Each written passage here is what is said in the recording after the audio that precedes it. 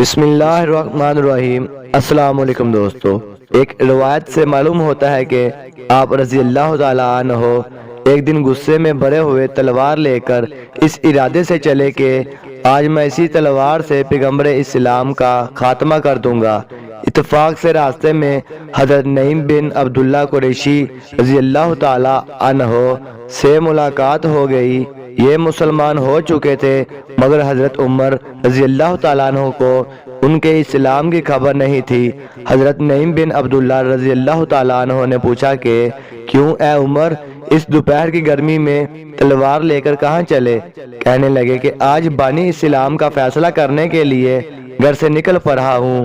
انہوں نے کہا کہ پہلے اپنی گھر کی خبر لو، تمہاری بہن فاطمہ بنت الخطاب اور تمہارے بہنوئی سعید بن زید بھی مسلمان ہو گئے ہیں۔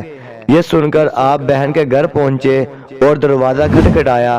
گھر کے اندر چند مسلمان چھپ کر قرآن پڑھ رہے تھے۔ حضرت عمر رضی اللہ تعالیٰ عنہ کی آواز سن کر سب لوگ ڈر گئے اور قرآن کے اوراق چھوڑ کر ادھر ادھر چھپ گئے۔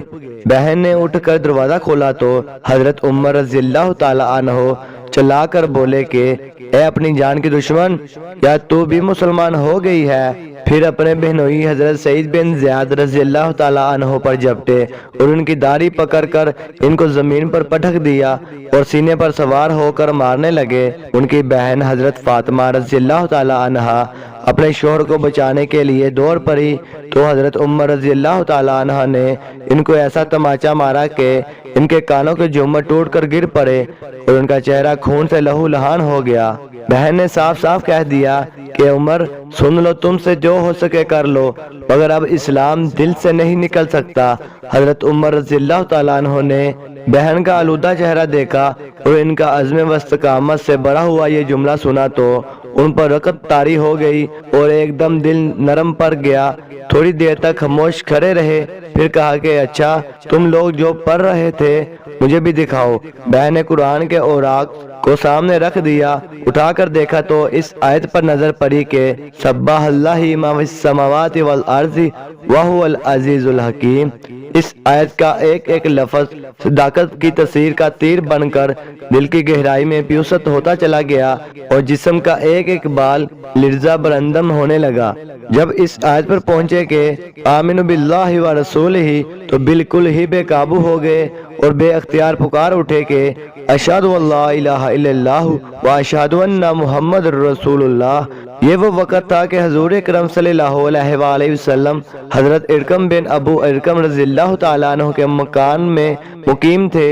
حضرت عمر رضی اللہ تعالیٰ عنہ بہن کے گھر سے نکلے اور سیدھے حضرت ارقم رضی اللہ تعالیٰ عنہ کے مکان پر پہنچے تو دروازہ بند پایا۔ کنڈی بجائی، اندر کے لوگوں نے دروازہ کی جاری سے جھانک کر دیکھا تو حضرت عمر رضی اللہ تعالیٰ عنہ تلوار کے لیے کھڑے تھے۔ لوگ گھبرا گئے اور کسی میں دروازہ کھولنے کی ہمت نہیں ہوئی، مگر حضرت حمزہ رضی اللہ تعالیٰ عنہ نے بلند آواز سے فرمایا کہ دروازہ کھول دو اور اندر آنے دو، اگر نیک نیتی کے ساتھ آیا ہے تو اس کا خیر مقدم کیا جائے گا، ورنہ اسی کی تلوار سے اس کی گردن اڑا دی جائے گی۔ حضرت عمر رضی اللہ تعالیٰ عنہ نے اندر قدم رکھا تو حضور صلی اللہ علیہ وآلہ وسلم نے خود آگے بڑھ کر حضرت عمر رضی اللہ تعالیٰ عنہ کا بازو پکڑا اور فرمایا کہ اے خطاب کے بیٹے، تو مسلمان ہو جا، آخر تو کب تک مجھ سے لڑتا رہے گا؟ حضرت عمر رضی اللہ تعالیٰ عنہ نے یہ آواز بلند میں کلمہ پڑھا۔ حضور صلی اللہ علیہ وآلہ وسلم نے مارے خوشی کے نعرہ تکبیر بلند فرمایا اور تمام حاضرین نے اللہ اکبر کا نعرہ مارا کہ مکہ کی پہاڑیاں گونج اٹھی۔ پھر حضرت عمر رضی اللہ تعالیٰ عنہ کہنے لگے کہ یا رسول اللہ، یہ چھپ چھپ کر خدا کی عبادت کرنے کے کیا معنی اٹھیے؟